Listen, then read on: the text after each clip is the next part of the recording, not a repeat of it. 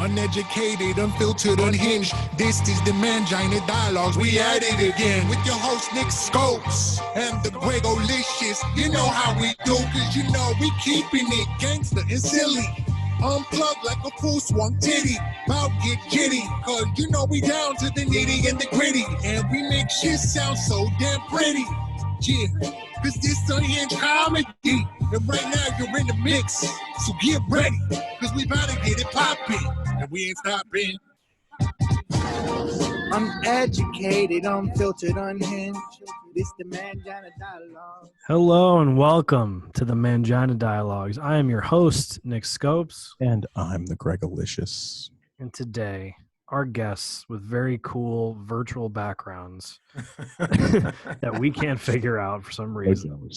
Eric Bransteen and Tom McCaffrey from Last Exit to Brooklyn. What's up, fellas? How are you? Thanks for having us, man. Yeah, thanks. What's up?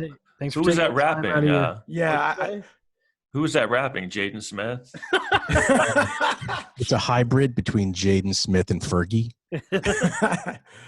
Just to jump in, because Tom is he's actually a great rapper. So I think he's very interested in that. He's recorded some albums and stuff. I've done some rap albums. I'm very into hip hop. Are you serious? We're looking for a new theme song. Okay, well I can rap it. It's open season for that. Okay, I'll check my schedule. Yeah, will you? So you can fit us in. We'll have a little session. Think I'm available. So what's going on, guys? Not much. How you guys doing? We're, so fucking busy. It's insane. Cannot keep my schedule open. We're lucky to be able to squeeze this in today because between this and just the last 5 weeks of fucking nothing, it's every day is busy. I see you have a bicycle in the background, so that should be This little Peloton. You see those heavy weights he has hanging off the back? Yeah. His little pink dumbbells. Are you hanging laundry on that thing or no? Exactly. Sometimes certain colors this week, Yeah, I didn't want to say anything. So where are you guys at? You guys both in New York? I'm in Dallas, Texas, actually. I left New York about 6 weeks ago. I went to Hawaii, and then I left, and my sister lives in Dallas, so I'm here now. So I don't really know when I'm going to go back because I'm just kind of scared, Yeah. It's funny. I was in Dallas literally before all this. I was debating going to Dallas, and then I went for a work thing and flew home 2 days before the lockdown of the universe. Yeah. And Eric's in New York. Yeah, I'm in right? New York, and it's a nightmare here. It's a nightmare. There's you walk on the streets, especially in the area that I'm in. It's downtown, so a lot of people have just left. So the only people left are basically homeless people, and it's getting so bad. I really did see this the other day. A homeless guy asked another homeless guy for money. Wow. Yeah, because they don't even and they'll just bother you 7 times because they're you're the only person they can hit up for money. So downtown, Wall Street area? No, more like West Village. Where the Comedy Cellar is around there. Yep. Yeah, it's weird walking over there in that area on a Saturday night because that area usually is insane. It's usually so crowded you can't even walk on the sidewalks. Yeah. And now it's a fucking ghost town. I used to actually work. I was consulting for a company in that building for a couple of years. Used to hang out in what used to be Brother Jimmy's. Where? The Comedy Cellar. No, sorry, not the Comedy Cellar. I'm thinking the Stand. I'm sorry. The Stand, yeah. Yeah, I was wait a minute. Wow, that must have been a while ago. How old are you? Brother Jimmy's. Great mask. But so I did not work in that neighborhood. So scratch that. It's interesting, to see, your friends putting stuff on Instagram of the streets totally empty in the middle of the day on a Thursday. Yeah. Wild. I mean, New York City, there's and cars, the cars that are around, they most of the time you see them, they're blowing red lights all the time. Yeah. Really? Yeah. I've seen it a lot. Anymore. Cops don't do anything. They're there. The cops are there, but they're we're not doing a traffic stop. Man, and I'm missing out on that. I could be running so many red lights. What a good time. What's it like in Dallas? What's the vibe down there? Texas opened up, didn't it? Well, luckily, today is supposed to be the day. Well, luckily, I'm in a house that's right on the beach. Yeah, we could see that. No, so it's supposed to open to like kind of open where you like restaurants. It's going to be like 25% occupancy. I mean, I've actually started working and I haven't really been leaving the house. And it's when you go outside, there's people outside, and all I've been doing really is driving to Dunkin' Donuts. But you have to, if you go anywhere, you have to wear a mask when you go inside. I think this is probably one of the more chill places to be. Like, I would say more chill than New York City. You know, I haven't been there. So I left right when it was getting weird. I kind of foresaw that it was going to get bad. So it's actually pretty nice. I actually kind of like it. Why'd you go to Hawaii? Like vacation, or just to go to someplace you felt was the safest? Yeah, my sister was there with her family, and they were like, "Oh, do you want to come here?" And I was like, "Yeah, all right."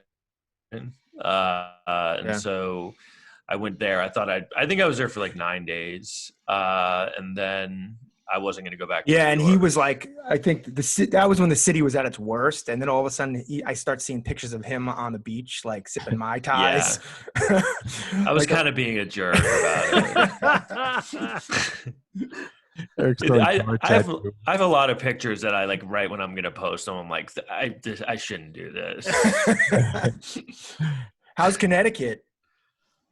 You know, it's challenging because everything is closed. Yeah. And they announced yesterday they're going to start opening stuff up in like 3 weeks on the 20th, right? So it's not restaurants, nothing like that, more, some retail stores and restaurants that have outdoor seating. So, it's been a little challenging and with nothing to really do except hang around. Luckily, for you being in Manhattan, that's challenging, being in an apartment with no outdoor space. Oh, yeah.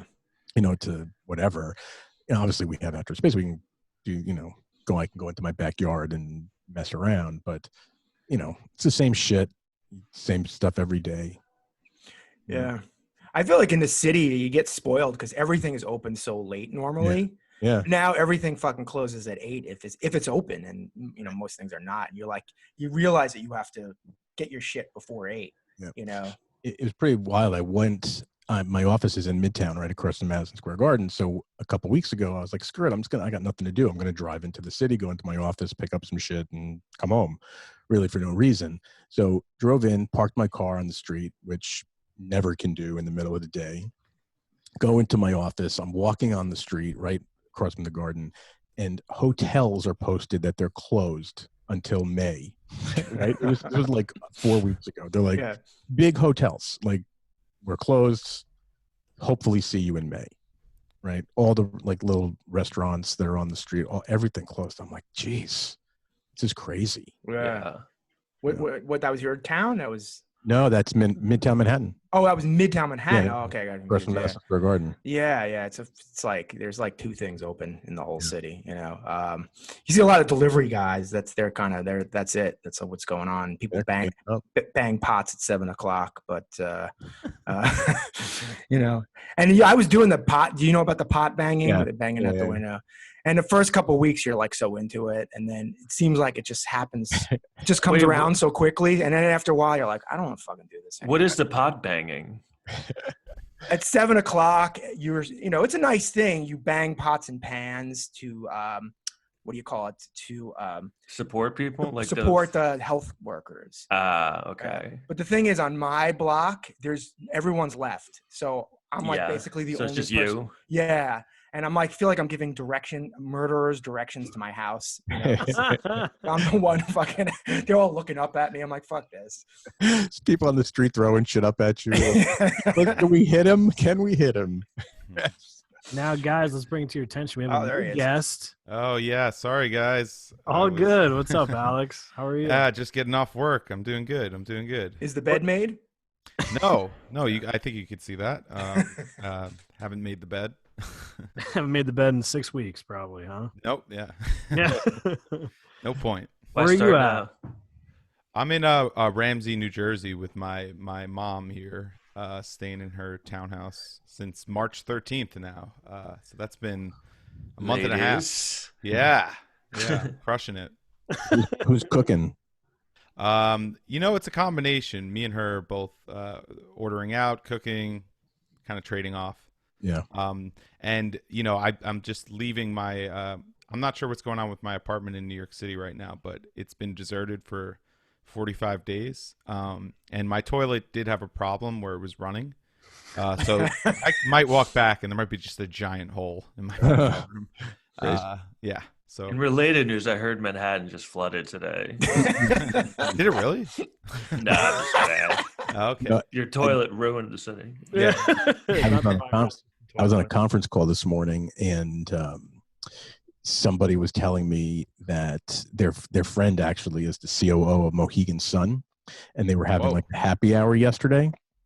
So they were talking about like why is they're still open. They're not open to the public, but they're open. Like people go there to work every day, and it's a good amount of people. And she's like, well, why can't you just close down? And he said, because if we don't run the hot water in every room every day, people will get Legionnaire's disease when they come into the hotel.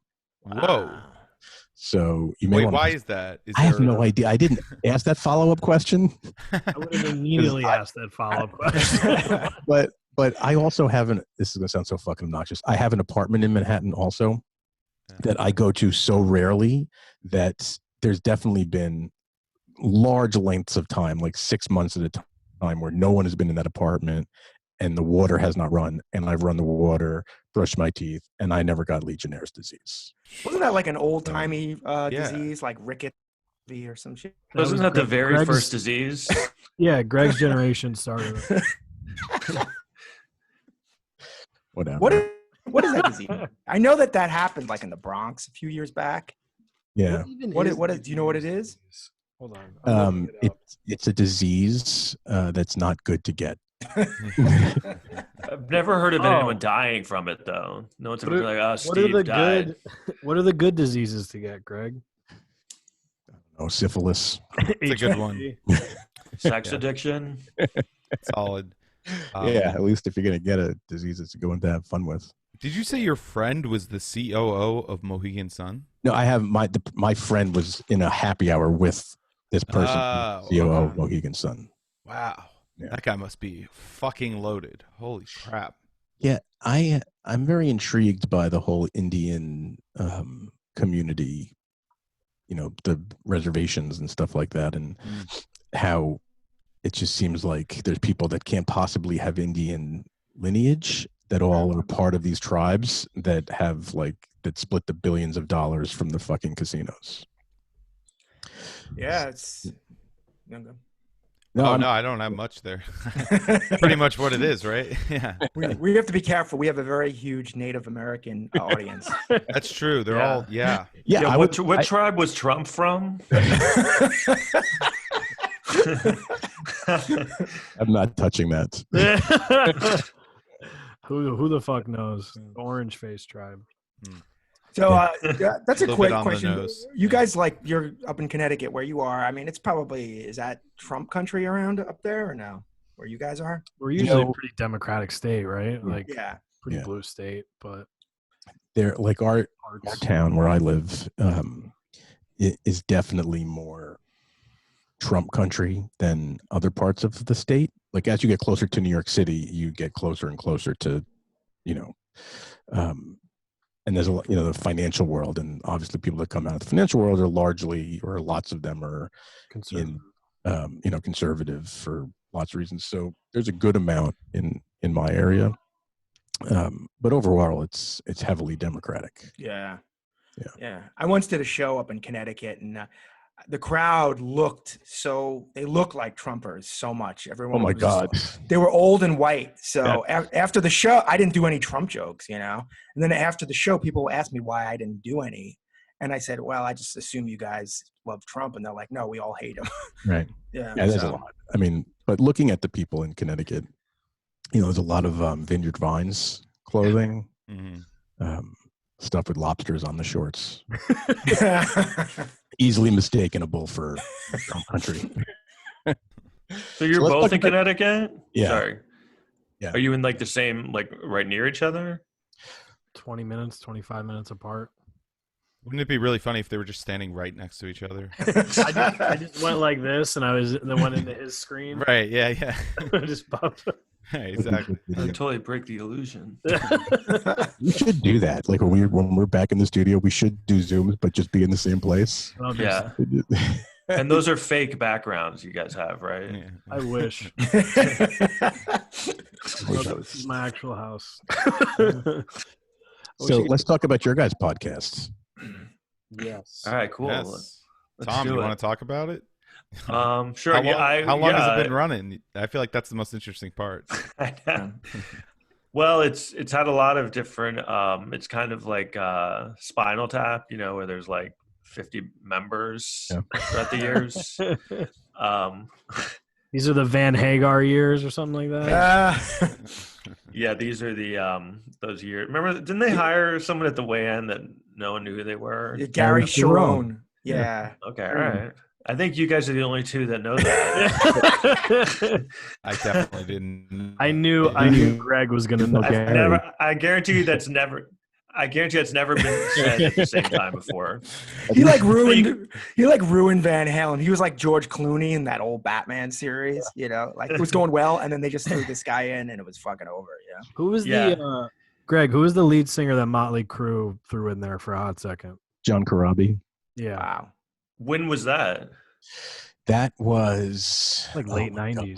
In mid 90s. Mid to late 90s. So Greg Sharon started this podcast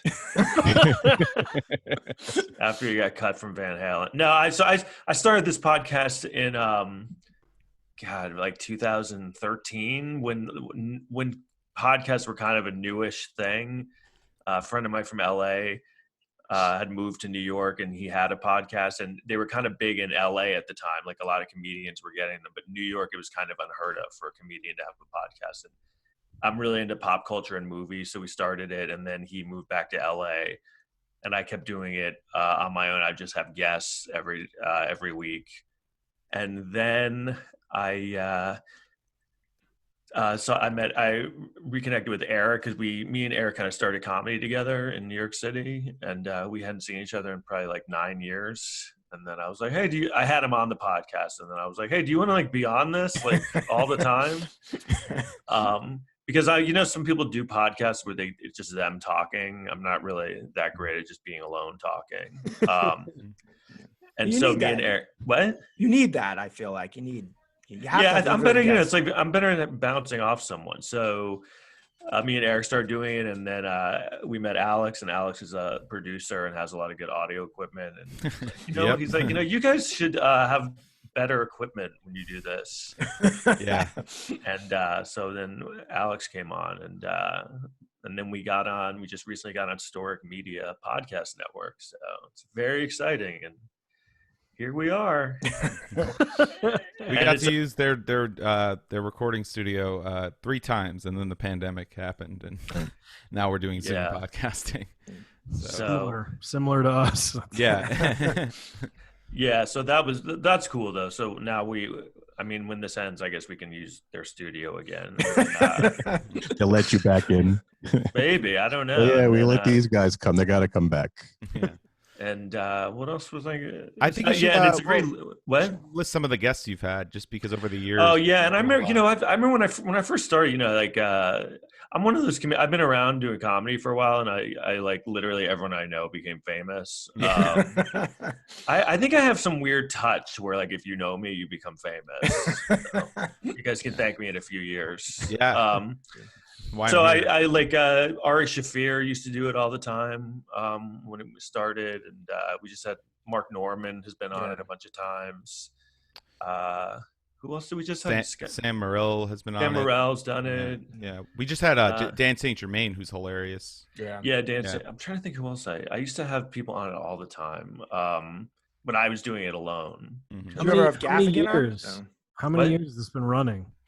I think since 2013. Yeah. Holy shit! It might be the longest podcast in the world. Yeah, I think it is. It's up there. Man. It really is. Literally the last exit in Brooklyn. Yeah.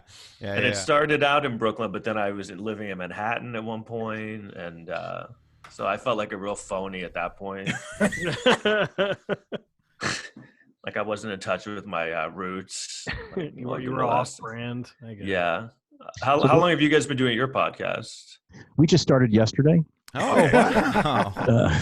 Wow. Pretty we good, met man. on, we were Zoom speed dating, and we met. And then, Oh, you know what's funny? You say Zoom speed dating. I know a guy who runs a sex club in New York City. I actually work with him. He was setting up a podcast, and I was. We all know a guy that runs. It's actually me. It's me. I run a sex. It's Gary club Cherone in the Bowery. Yes, Gary Cherone. I've been there.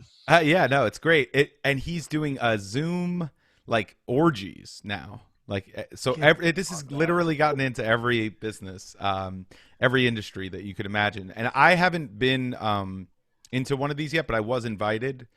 So the next one that happens, I want to see what happens. But I don't want to. I just want to be a fly on the wall. I don't want to have to I think you're going to zoom in. It's just going to be a lot of people waiting for something. Right, like just naked soft penises. Like that would watching. be wonderful. Like, people going to do something? have you been to an actual sex club? Yeah, I have because so I know the guy who like owns it, and I used to record his podcast. This is before the pandemic. Was that Weekend Sex, that one? No, so I met the guy through the Weekend Sex. Oh, okay.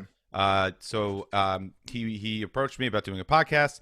And yeah, so we were up and running, and he would do the podcast at the sex club events sometimes. So people would just be walking around naked and stuff, and like boning and everything around us as I'm like setting up my Zoom recorder. Yeah. And it was pretty cool because I've met a few like girls and stuff through it. I mean, some people are really weird and like out there like you would imagine, but then some people are just like pretty surprisingly normal. That go to those things. I went to a sex club in Portland, Oregon. Oh, wow. One of my buddies moved out there, and he went to visit, and he's like, dude, you want to check out this sex club? You ever been to one? I was like, well, I'm not going to go alone. So yeah, don't go like, alone. yeah, I'm not going alone. That's weird. Let's go. Yeah. And it was surprisingly, like, I was like, I'm either going to hate it and want to leave, or like, it was kind of like you said, there's some weird fucking people. Sure. Some very cool people. You're just having a drink, and I was fully dressed, but people just walk up to you nude and start talking to you. Mm-hmm. You're looking at the back room, some girl's getting plowed by someone. You're like, yeah, it's pretty fucking fun, man. I mean, that doesn't sound fun to. I don't want to be friends with someone who that doesn't sound fun to. Well, I got a question for both you guys because I've never been to one. But were the people? Because I once performed at like sex club. No, yeah, before it happened, it was a swingers convention or something. You mean comedy? I thought I thought you were just blowing everybody. He was helicoptering his dick around. Yes. That's his performance. He's very talented. Lots of people performed. Anyway, we were the pre-show entertainment, the pre-sex entertainment. The fluffers. You're the That's fluffers. what everyone loves. Right. All right. I'm never gonna get out of this. Right before group sex, everyone loves comedy. They always have comedy just at places where no one wants to have comedy. Yeah. I heard they're creating an AVN category for best comedic performance. Well, here's the thing. They told us that we couldn't mention sex during our sets, which was ridiculous because it's like the elephant in the room. Like, how do you not talk about that? But anyway, we noticed one thing, that the people there were not very attractive. So I just wondered what your experiences were. It was hit or miss, man. I mean, there were some very attractive people. The owners were a good-looking couple that were swingers. Then there was like a couple that was in their late 60s walking around. Like, wow. There was some I don't know what the proper word is, transvestites, transgenders, walking around. Yeah, it's like, I don't know. It was an interesting time. I'm just gonna put it that way. It was an interesting time. So what does it just? I was gonna say they also don't like you to mention, like, some girl came up to my buddy and she was talking about the club or whatever. And he was like, yeah, it's fun. Like, my buddy's never been to a sex club. You want to check it out? She's like, it's not a sex club. It's like a lifestyle. Oh, God. Yeah. And he was like, get the fuck out of here. Like, Yeah, that's so lame. I mean, at least the guy I know is actually a pretty cool guy. He's a gay guy, but it's not like a gay only sex club or anything. But he's like super like self-aware. Like, we know it's a sex club, you know, it's super like he's super upfront about it. So I don't know. I think you have to be. You don't want to be one of those like vegan, like, oh man, we're just not a sex club. We're just, we're living off the earth, man. I don't know, just like lame, especially nonsense. Especially in Portland, Oregon. Like, exactly. That's everybody there. Like, I had to. It's not. I mean, obviously, I'm from the Northeast, but like, it's just once you leave the Northeast, it's so different. It's like you gotta like I gotta calm down. Like, I'm ordering an espresso and it takes fucking 25 minutes. And like, what's going on? This would never happen in New York. Hurry up! What's happening? Alex, I'm just curious if you're gonna take part in this Zoom romp. Yeah. It's pretty awesome that you're in your mom's house. I know. That's the thing. She's not down, but but I'm not going to tell her. I don't think. So we'll get. I don't know. She doesn't have to know everything. Make sure your computer's not hooked up to like Wi-Fi sound, like on the Sonos in the living room. Right. Yeah. But I have a question. You're just gonna watch people have sex? Isn't that like? I mean, why not? But isn't that just like? It's like porn. Isn't that just watching porn? It's like kind of going to the zoo. Yeah, you're acting like people don't watch porn. No, I'm saying, but like you're watching people have sex on your computer. That's porn, isn't it? Right? Yeah. No, I'm not saying in a judging way. I'm like, what's so special about it? You might as well do it. You know these folks. You already finished Game of Thrones, right? So you might as well. Yeah, I'll tell you. I have a friend, Nick. You know who it is, I think. That he lives in LA, and his friend runs one of the biggest. I guess it's like a sex club membership thing where you have to like pay an exorbitant amount of money to go to one of these events, and it's all like crazy screened, right? And the ratio is much more in the girls' favor than it is in the guys' favor, right? That's bad. So they never really know until like night of what the crowd looks like. So my buddy is a tall, strapping, good-looking dude, and since his friend runs it, if they are short on good-looking dudes in the club, they call him and he comes over. He gets to go for free into these events and be like a plant. That's awesome. But a plant that can take part, whatever. That's a really good job. It's crazy. Wow. Imagine being that hot as a guy. I know what it's like. Yeah. He listens to these religiously, and he's going to text me. He'd be like, "You got the story wrong." I don't have it wrong. You can tell us who it is. Is it George Clooney? It is. It's Clooney. Yes. God, Clooney. Wow. Yeah. So I just had a question. So like, when you go to one of these sex clubs, so are people just like, do they just come up to you and they're like, "Hey, you want to have sex?" Like, do you have to just have people ask you, or what do you? Did you do anything? Well, it's you can't be like all autistic about it like that. Like, you gotta be like, No, I know. I wouldn't, like being at a bar, but just a lot looser, and shit can happen. I think what it is like Nick was saying, like basically there's people having sex around you and stuff, so it's just like in the air. Like, it's more likely that if you're talking to someone of the opposite sex, like this could happen right here, right now. It doesn't have to be like a courting type, I'll take you on a date later. It's more just like, oh, if I'm talking to this person and we're having a drink, maybe we're going to have sex in a couple of minutes. It's like, that kind of feeling. You don't have to be like, oh, follow me on Instagram. Yeah. You do that. But what if you spend that money to get into the club and people can say no? What if you go through the whole night and no one wants to have sex? Oh, that definitely happens to people. Oh my God. That's a horrible fucking feeling. Yeah, that would be a bummer. You gotta go in with low expectations. Like, I was not there to like, I'm going to find someone that I'm like, this is going to be interesting. I think a lot of the private ones like that my buddy goes to, it's like you can't, there's some form of like, you got to go coupled up or something.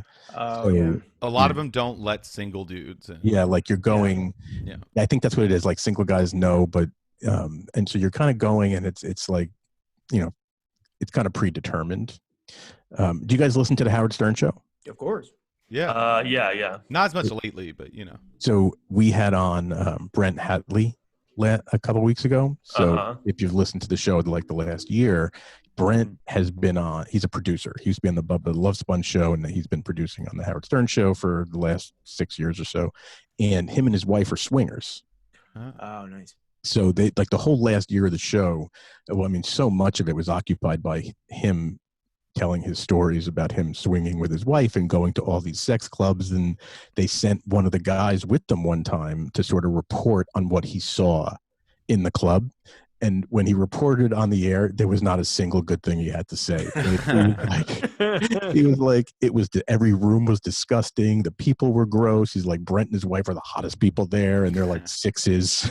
Yeah. Was this in New York? It must have been. Yeah, it had to, right. Yeah. Yeah. If the people are unattractive at the clubs in New York, then imagine what it's like outside of New York. I couldn't even imagine. It must just be check one out horrific. in Texas. Check one out in Dallas. See if you can hunt one down. Well, this is the perfect time. I know. You can't even get into Dunkin' Donuts. I'm sure as a single guy, I'll just show up to a sex club. That's what you should do: is open a sex club and call it Dunkin' Donuts. I heard they're changing hyenas into a sex club. Actually, I think it'd be crazy if I didn't open a sex club here. It'd be weird. especially after all this. So so swingers is basically like they can sleep with anyone they want, or is it they have to do it together with someone else? Well, I mean, I don't know what the lay of the land is in the whole swinging community. But with them, they like what the big thing that they did, like I think it was when the Stern Show went to LA towards the end of last year, Brent and his wife had this pact that when he goes to LA, he can do what he wants. And while she's home in New York, she can do what she wants. Right. So they had this whole thing on the show where they were betting if Brent was going to get laid in LA, and he set up all these dates with these girls and strippers and whatever. So he goes to LA, tries his damnedest to like hook up with all these girls, and struck out. Right. His wife is at home and clearly didn't strike out because she's a pretty attractive girl. So she screwed a bunch of dudes while she was home. And then the whole fucking show spiraled into, you're a loser. Your wife screwed all these guys. How do you feel about it? Right. I feel like that's the problem. That's what that would devolve into every time. It's like, like, yeah, honey, it's always the guy who like wants to be free. Oh, come on, why can't we just do what we want? And it's like, okay, fine. And then, but it's like, she's someone that everyone wants to bang. Yeah. And if you saw her, I mean, she's very bangable. Yeah. I was dating a girl recently who, it was very short lived, but she kept telling me early on how she like was always having three-ways. You didn't want to marry her? What threw you off? Well, I kind of wanted to continue the relationship for a little while, but like she had videos of it and stuff. And can you send me her number if you're done? If you're fully done. Yeah, of course. Yeah, I was gonna mention it at the beginning. I was gonna give you her number right when we started. Good. But that was kind of the closest, and then it just kind of she just kind of stopped contacting me back, and I was like, "What's going on?" I'm like, "Oh wait, yeah, she's banging everybody." Yeah. Busy. Yeah. So did she show you the videos?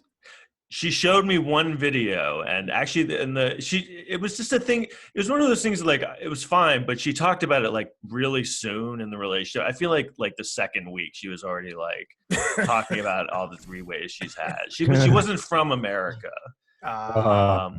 That's the excuse. You ever have that where like you start dating someone and they're telling you things they've done, and at first it's kind of hot, and then it gets like disturbing, you know? Like you're like, oh, you blew two dudes. Oh, wow. And you're like, wait, you fucked the Yankees? What the hell is wrong with you? At least it wasn't the Red Sox. That's pretty fun. At least it isn't the Red Sox. God damn. Yeah, I was interviewing this one. I used to have a music magazine, and I used to interview, tons of bands. So I'm in this guy's camper, right down in the Bowery. And we're interviewing him. about music. They just released an album. They're on tour, relatively big band for the time. And I took my cousin along with me because he was trying to break into the music business. I'm like, come for the interview. He happened to know this lead singer's girlfriend or girl that they have in common. So we're in the interview, and my cousin says to him, he goes, so I know your friend, blah, blah, blah, blah, blah. Just after this guy was talking about banging girls in the van all over, I mean, crazy sex stories. He looks at me dead in the eyes. He goes, turn the camera off. I mean, the recorder off. And I'm like, holy shit. I turn the recorder off, and he goes, that's my girlfriend. Oh, shit. And I was like, oh, fuck. I'm like, here's the tape. So when's the last time have you guys performed? What was your last show? Oh, wow. It's all shut down. Do you even remember? I do. It was the night before they shut down New York, and it was a very weird show. Everybody on the show bombed because it was like the audiences were half the size. Everyone was weird. You knew something was like, you're like, this is not good. Yeah, something's looming. Yeah. Mine's been a while. Mine was right before 9/11. 2001, right? Still, yeah, I haven't been able to get back even from that. Well, it's a long time. Yeah. Takes me a while to recover from these things. It's amazing you were able to start a podcast in 2013. Well, that was right during Sandy. Maybe that was the impetus. I'm trying to think of, I think it was around like March 15th because I left New York, I think March 18th. So that week was the last week of shows. I had one March 13th at the Stand that was almost getting canceled, then it didn't, and there was like 10 people in the crowd. It wasn't a good one. Yeah, I was supposed to do a show at the Stand. Yeah, and then I actually went on a date right before the whole thing broke. Like, and like the chick was hot, girl? And she was what? Was it the three-way girl? I wish. No, that chick. No, what sucked was like she was like hot and she was cool and like I was definitely probably going to hang out with her again, and then that happened, and it's just kind of it's over. So and now she's dead. No, well, probably. I mean, she didn't get back to me, so that's the only logical. She's on a ventilator somewhere. Oh, man. She died. She's on a ventilator, like trying to grab a cell phone to contact me. Right? They won't let her have it. Call Tom before I go. Yeah. Oh, I need to have a three-way with him and that other girl. It is crazy.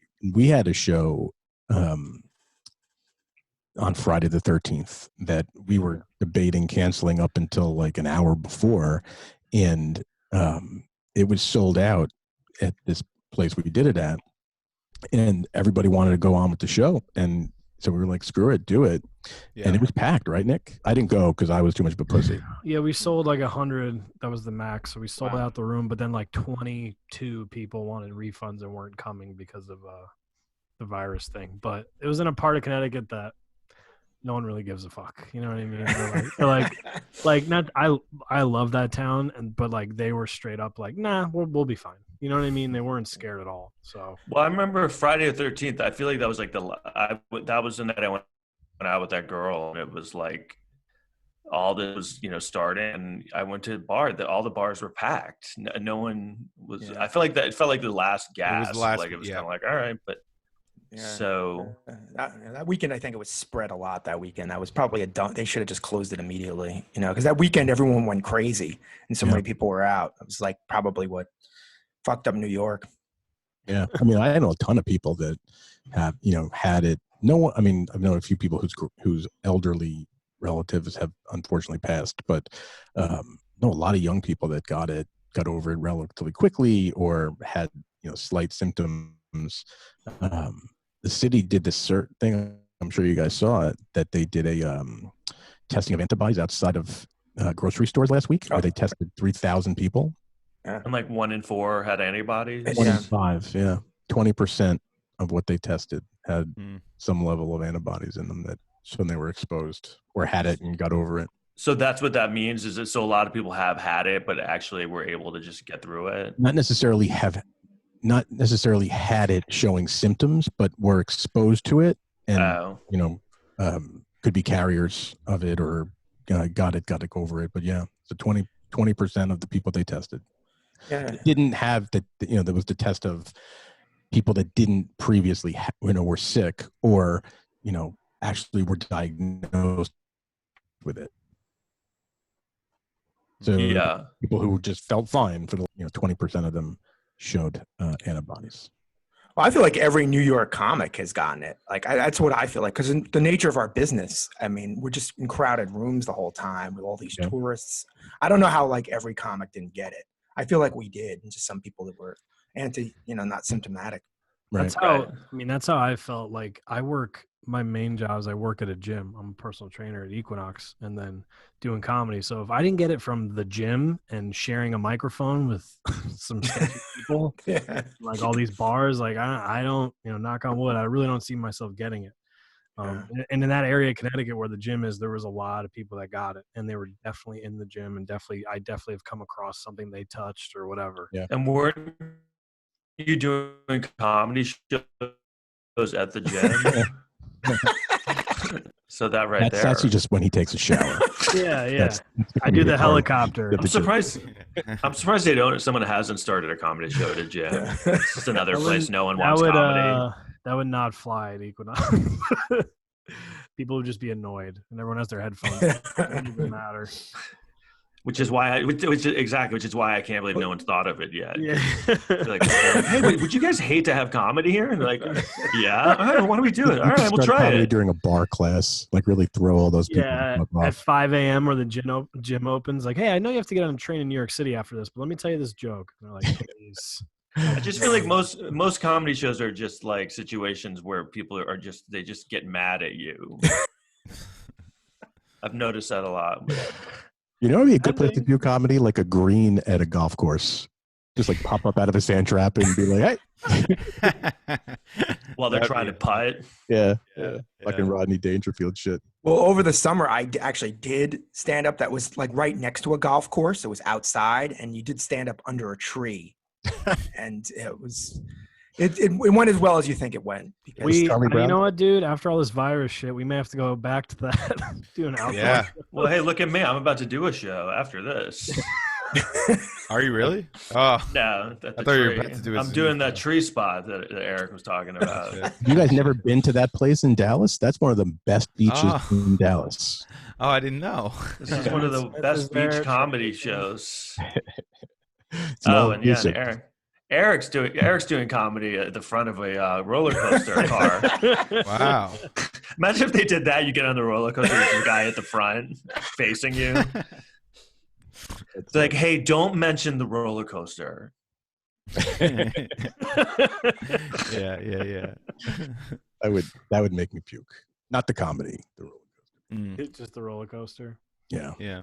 So actually, I feel like if you did a show, someone afterwards would be like, you know what? I puked from that, and it was from you, not from the roller coaster. So have you guys been writing at all in your downtime here?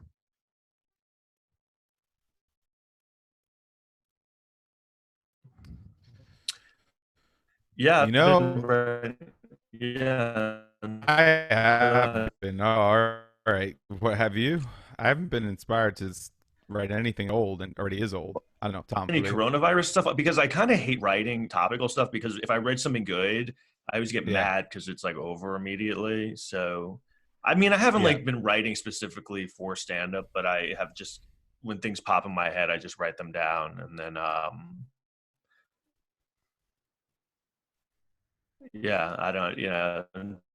it's kind of like, I just think, and I had this idea. If you do comedy for the virtual shows, though, you have to kind of do Corona jokes because it's like it's the elephant in the room. You're have to bring it up. Have to think about it when we come back, or whenever that is, or whatever that looks like. Let's say you're back in the clubs, to not address what just happened for however many months. It'll be like when Louis C.K. came back and didn't address.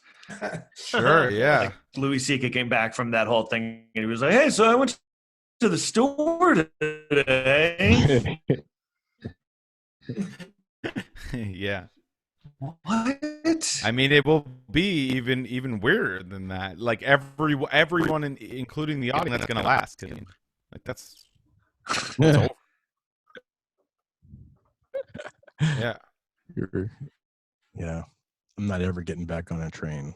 Right. Although I have no problem getting on. I mean, I fly for a living. I have no problem getting on an airplane. Like, that doesn't Right bother now? me. Yeah, it wouldn't bother me in the least.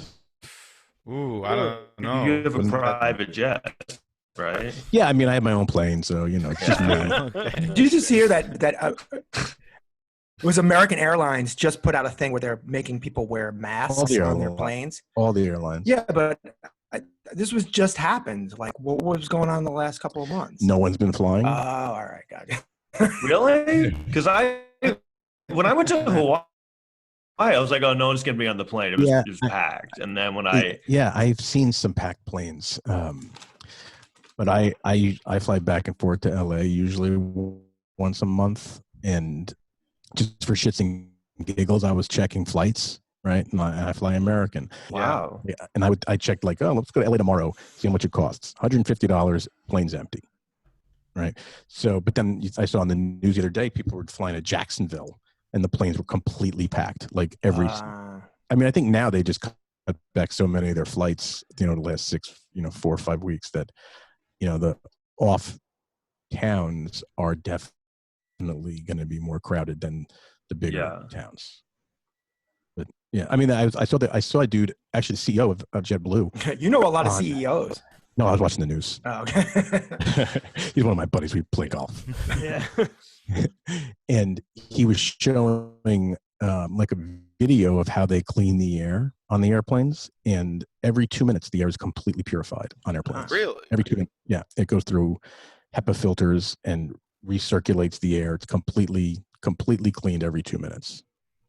Oh, so it wasn't even that bad a thing for this flying. Okay. Wow. But then simultaneously they showed us a video of a cough, right? Someone coughed, and it shows you the range that cough can infect in that time period, right? So if someone's sick and they cough, it's got like a 2 rows in front of you and 2 rows behind you area that if that person's sick, you could, within that 2 minutes, inhale those germs. Yeah, and I remember right before I left, I was on the train one day and all this stuff was starting. And I mean, I was on one of those cars where the only way to get on was just to like squeeze into people. And I remember just being like, this can't be good. Yeah, that I wouldn't do. Like I don't foresee me probably ever getting on the subway again unless it's like late at night when you have plenty of space or shit. I'm not that definitely you have much more likelihood of getting sick in the. Oh yeah, that's why New York got hit so hard. Oh, totally. We're like the only place that has such a extensive subway system that people actually use. Yeah, we're the only place where like a car would pull up to you and there's literally no room. And you're still like, yeah, no, I'm getting on here. Yeah, I've done that a million times. Like, oh, yeah, I got plenty of room between that 400-pound guy and that tricycle. Yeah, I do love that moment where you're like, oh, there's no way to get on. Oh, no, I'm just going to physically push into 3 people. Yeah. It's gross. And they're gonna pretend like that's not happening right now. No. Do you think a lot of people are gonna move out of New York after this? Yes. I think so. Mm-hmm. I hope so, but everyone always says that. It's like when if Trump gets elected, I'm going to Canada. No one went to Canada. That's a little bit different. I mean, people aren't going to, just economically be able to afford rent as much. Yeah, well, you're right. Yeah. It was the same thing after 9/11. After 9/11, everybody, I lived in Manhattan during 9/11, and everyone was like, I'm going to get out of town. And then within like a year or two, it's the biggest boom in real estate in New York City. Yeah. So it definitely didn't affect people moving into New York City and buying places. And, I think there's more people that want to live in Manhattan than don't want to live in Manhattan. I think you're right. Yeah. I think the only difference might be that if there's second waves of this shit, where all of a sudden things are back to normal, and then they're like, motherfucker, again. I feel like that could be an issue. Yeah. But, all things considered, that certainly can and probably will happen. It's maybe not as bad as it was now, but there'll be another round. But a year and a half from now, there'll be vaccines, right? Okay. And 3 months from now, there's going to be plenty of therapeutics that if you get sick, you may not be able to take a pill like you can if you have sinus infection. But for the people that are like super sick that wind up in the hospital, all these therapeutics, they just approved them today that you go on IV and it's supposed to cut down everything by half, like no different than Theraflu. If you get the flu, you take this fucking Theraflu pill and hopefully, most cases your symptoms are diminished by 50% is what they say. So yeah, it's going to be a lot easier to call in sick to work from now on. Like, I can't come in. I coughed yesterday. I know, and then your boss is going to be like, "Stay the fuck away. Don't ever come in again. You're done. You work from home forever." I do think that offices are going to be screwed because I hope. I love working from home. Yeah. We should just get rid of offices. I mean, I feel like it's only point. bad things that happen at offices, like sexual harassment and it's just that's basically it. I constantly sexually harassed. The copier gets jammed. We're out of water. It's the fucking worst. Yeah, where's the water guy? Well, the worst things ever happen: sexual harassment and water. Water. This is gross, but it's fine. We're all friends. My office has 4 bathrooms, right? And we have 50 some odd people. And we one day ran out of toilet paper, and the person that's responsible, like our office manager, was on vacation for 2 weeks. So nobody was checking if we had toilet paper, right? So who do you think got caught up in that mess? Me. Oh, shit. So it was. So what did you do? It was a bad scene. So I did a lot of praying and thinking that hopefully these 50 some odd people that work for me aren't going to figure this out. Yeah, well, no, figure out that I had to leave the bathroom not as equipped as you would want to be for leaving a public bathroom. Oh, man. So I did.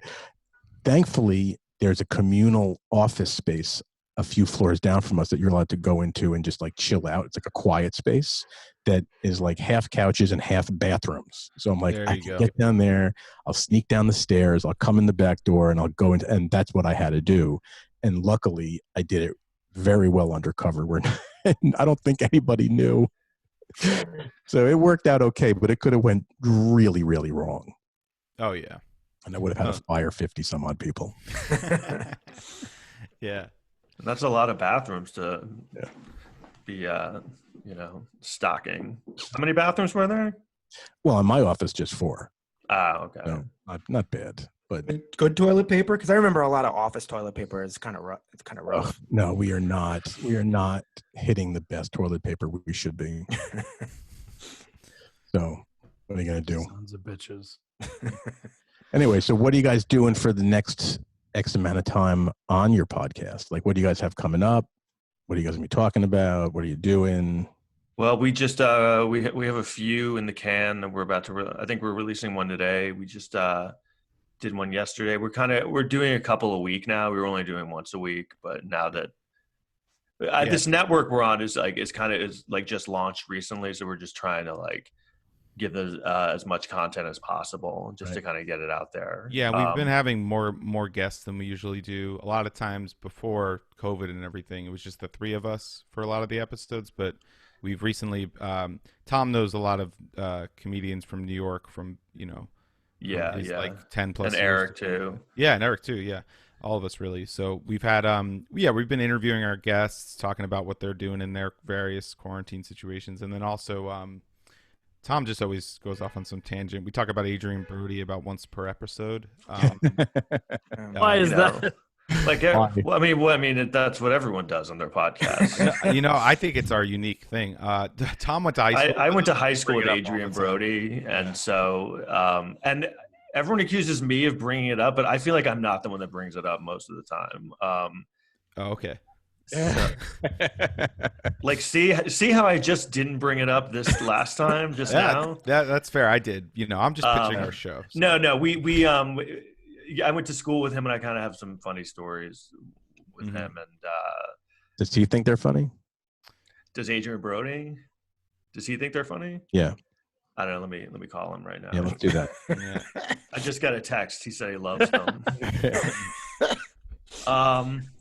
Well, the one I'll tell the one story that's kind of funny about it is that when I was in high school, I went to high school in Manhattan. That's where I grew up. And You went to the Fame School. I went to the Fame School, Performing Arts High School, and so I went there. A lot of celebrities went there, and so I knew a lot of like graffiti artist guys there who like would do graffiti. And I remember Adrian liked graffiti and always kind of wanted to be friends with these guys that I knew that were graffiti artists, but they kind of didn't like him. I think just because they didn't know him, and they were just kind of like, I don't know, roasting him a little bit. And there was this one night where we all like ditched him. It was like, you used to do that. Remember that was like a joke you did when you were young, like, hey, let's like leave him. Yeah, it's a great bit, honestly. It was really great. It's really funny that's a thing when you're a kid. Hey, wouldn't it be funny if you just left him in the middle of New York at night? Yeah, and it always was. It was great. And so up in the river. And then years later, when he like was first blowing up, I remember I saw him on the Tonight Show, and Jay Leno was like, hey, so you went to that Fame School in New York. What was that like? And Adrian Brody goes, I hung out with graffiti writers. So I remember that was like 1999, and I was like, holy shit, he's talking about us. But it was just funny to watch because he was trying to come off like really cool, and you know what I mean? Like he was kind of this tough New York kid. But I did, he was actually a very nice guy, and I think he's very talented. So if he ever hears any of this, just Adrian, I think. And I knew a guy who hosts a Sirius XM show, and he told me once, like a few years ago, that Adrian was a guest on it. Oh, really? He brought me up to him, and that Adrian was like, fuck that guy. No, he said, he was like, oh, that's great. Tell him I said hey. I'm sure Adrian has never heard any of the podcasts I was talking about. Wouldn't it be funny if he's heard all of them? Oh, man. I would love to have him on. He's listening right now, man. And he's just like, fuck that guy. I was a graffiti writer. It's funny. He had the last laugh, though, with that ditching story because he won an Oscar. And yeah, he did. And we didn't. Yet. Not yet. You haven't yet. You haven't yet. You were up for it, though, right? They just passed you over. It's very actually, it's funny. This is my other big story. I was on the Oscars when I was 10. So really, yeah, he's Haley Joel Osment. I'm Tatum O'Neal. Why? Were you one of the guys giving the statues to the people that win? No, this story is going to sound really weird. So I danced on the Oscars when I was 10. This is going to be a weird story. And then I'll just leave it at that. No, I wasn't like a child dancer or anything. I grew up in Manhattan, and like any good Manhattan kid, you just knew how to dance, and you found your way on the Oscars. Yeah, that's the gist of it. I remember the song "What a Feeling" from Flashdance.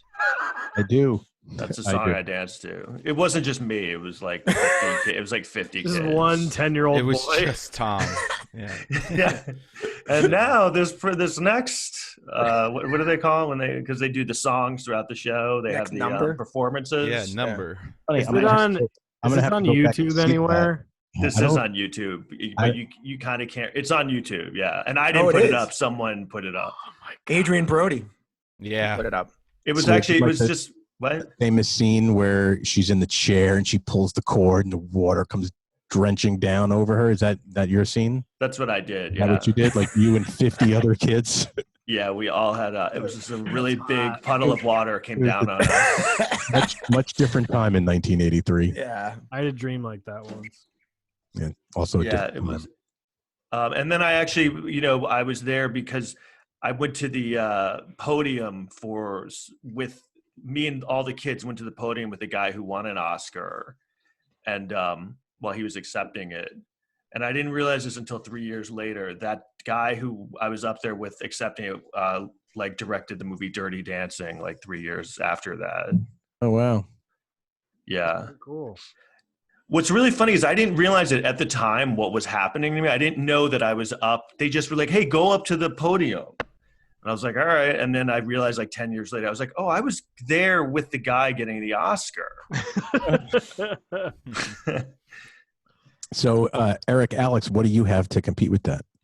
Oh wow. You know. Well, we know what you got, Alex. You have about to watch a sex show in your mom's house. There's no yeah, that's gonna be pretty fun. Yeah. I once played hopscotch on the Tonys. So that's sorry, that hit me a little. It's a slightly worse. So I really can't do anything there. Yeah, we have an EGOT between us. Alex was on the Emmys. We have a collective EGOT. Yeah, and the Grammys. Mm-hmm. I don't want to know for what. Sounds. I have an AVN award for most threesomes. With that girl I dated. Oh, that's you? You're that Nick? Yeah. Wow. Oh my God, big dick Nick. Yeah. Tell me about it. You danced on the AVNs. Just me. Me lubed up. There's like a slip and slide. Oh, God, I'm nauseous. If I had more room, I would do the entire dance number for you guys right now. Yeah. You're on a whole beach. Come on. You got nothing but room. Yeah, what are you talking about? Nick, you guys want to have a dance off? With our pants off? I want nothing more. That'd be great. Our first video dance off? Come on, do it.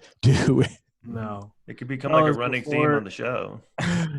Before we wrap up here, just want to make sure you guys get a chance. Plug all of your shit. Mm-hmm. All of it. Hit it. Yeah. I'll go first real quick. At Alex Pischera on social media, on Instagram, Twitter, even Twitch, anywhere you want. I'm starting to stream on Twitch too, because I'm trying to be a gamer, a Gen Zer or something. But yeah, Pischera is spelled Pischera, and yeah, you can find me anywhere on that. I also have another podcast called Kill You Last Podcast, which we talk about 80s movies, so check that out. Very cool. Yeah, shut up Greg's Alley. Yeah, maybe we'll have you on. I would love to. We could talk about that later. I am an encyclopedia of worthless shit. Oh, that's perfect. That's just like Peter, my co-host. He could go on and on for hours. So can I. All right, perfect. You're up. Oh, yeah. You just I'm gonna pump my Instagram, so it's Eric B Comic on Instagram. Yeah, pump that shit. Yeah, I'm gonna be on yeah, it's huge. I'm gonna be on a couple of Zoom shows this week, and then later in the week I'm gonna be performing in a PDF file. So, yeah. Nice, dude. What about your MySpace? I have a show right after this in an Excel spreadsheet. That'd be dope. I have some JPEGs coming out soon.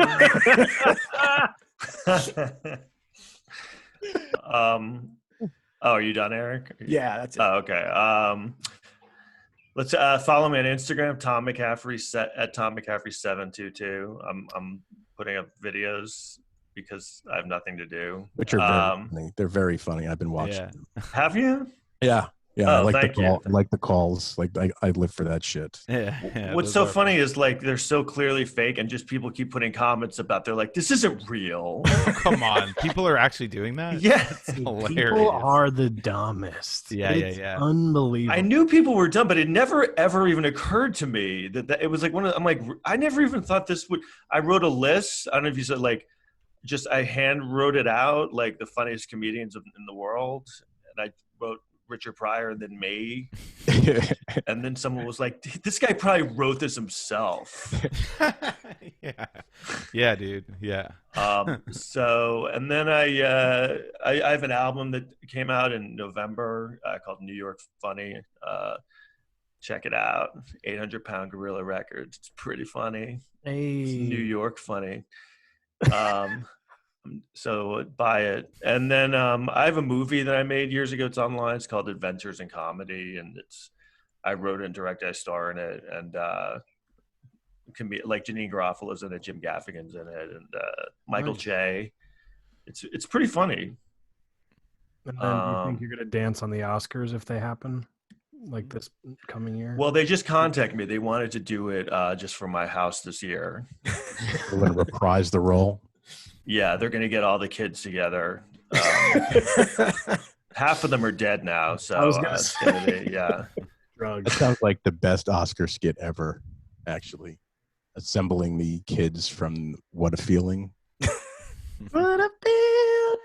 But I don't want to ruin the end of my movie because Adventures in Comedy is like a fake documentary about me as a comedian, and it ends with my agent telling me that I've become hugely famous and that the Oscars called me and that they want me to dance on the Oscars again alone. I'm watching this movie tonight. Yeah. That's how the movie ends, where he's like, the Oscars called. They want. I release an album at the end, and because it's so good that I become the biggest star in the world. So it's very realistic. I have a dream that I somehow made the Los Angeles Lakers. That's great. I was the last piece of the puzzle. Yeah, 5'9" white guy. 5'8". Oh, you're 5'8"? That's sad. All right. Well, guys, thanks so much for thanks for having us. This was great.